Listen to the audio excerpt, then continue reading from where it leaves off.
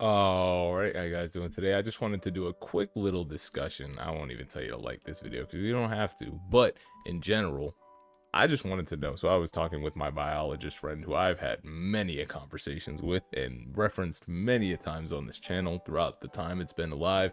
And today he comes over. He just had to drop something off. However, we ended up having our usual discussion, and he was talking about specialization, specifically that of the dusky dolphin, the striped dolphin, creating a new species of dolphin. I put it in quotation because I don't think that's how it should work, but a new species of dolphin called, I believe, the Clymen's dolphin, the Clymen, something like that, dolphin.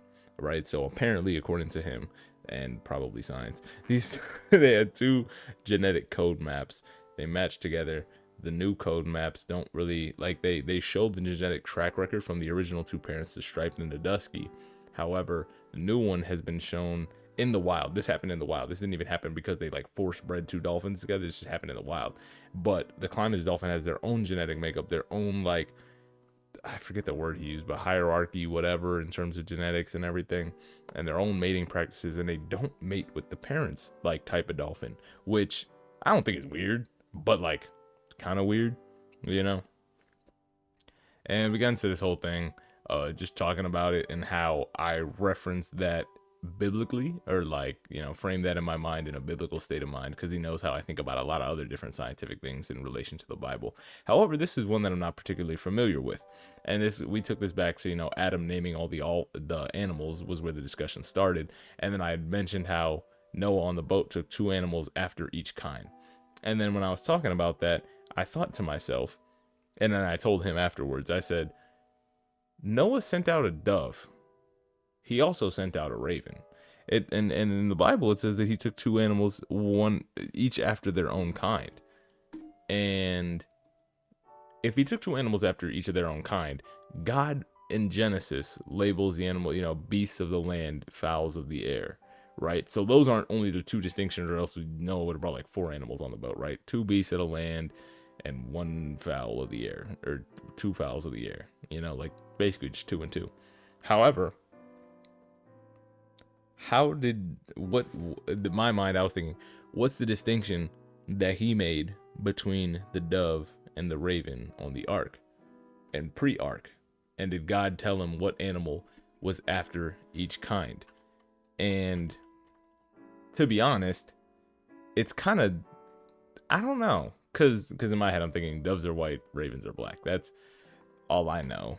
Where Noah takes two of each animal. I'm looking up the verse just so I know the exact thing, right? But I'm thinking, how did he categorize them? Was it by God's design? Was it his design and everything? And you are to bring two of every living creature into the ark, male and female, to keep them alive with you. Two of every kind of bird and animal and crawling creature will come to you to be kept alive. So, knowing that he brought two of every kind of bird and all that stuff. Oh, wait.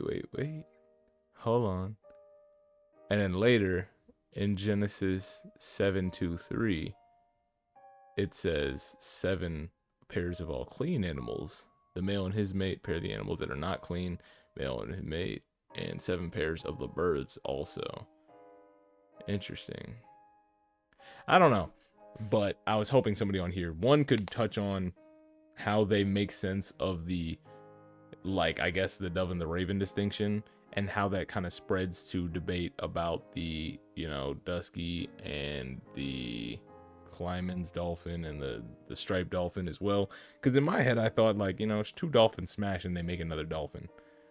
Is that crazy? But then I also told him, I was like, we defined how we define these things, right? Like, he brought up hexapods and like octopods or whatever, arachnids, whatever, 6 versus 8 legs. And I thought, we could have, because then he talked about hexapods could be ants or something like that, or they could be dragonflies. And I thought, why did we make the distinction based on number of legs and not just this one has wings, this one doesn't have wings, these things crawl, these things don't crawl? We kind of determined those things, but then we break it down into more things. And if you think about it, we could break stuff down to the highest degree. Like, nobody on this planet has the exact genetic makeup that I have. Does that mean I need to be my own thing? No. Are there things that, you know, relate to me in ways to other humans and everything? Like, yeah. However, I don't understand those things. And I encouraged him. I was like, try to think of it from a biblical perspective kind of thing, because you have more information than me, right? You've been studying this stuff for years. And he was like, well, I could ask the same of you. And I was like, gang, it's going to take me like, I don't even know how many years of college to get to the level you're at, first of all. And then I told him, I was like, once I finish college and, like, you know, don't have to focus on my degree, like, I do want to start like studying some biology and all that type of stuff to get down to like the nitty gritty of it.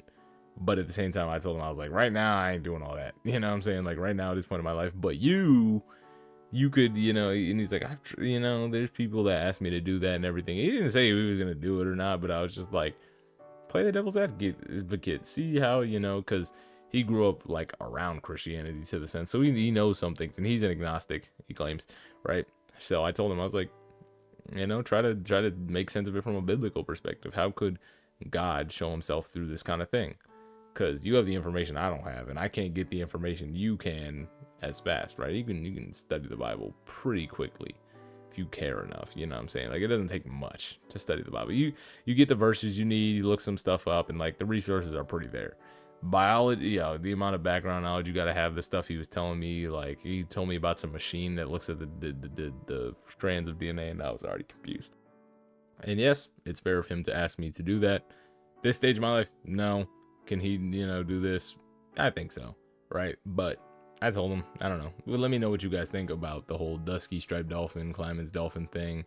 Let me know what you think about the raven and the dove, if you have any knowledge on that. And then just like, I don't know, anything you want to talk about Adam naming the animals, and what type of help he was looking for, because it said he didn't find a help meet for him. So I don't know, whatever you guys want to talk about, leave it down in the comments. I will respond to, I can't say to everything, guarantee, but like, I will do my best to respond to everything that I can respond to, because I enjoy it genuinely, and I care about this topic because, like I said, we be talking about this junk all the time, me and that dude. So let me know. I'll see y'all next time. Peace.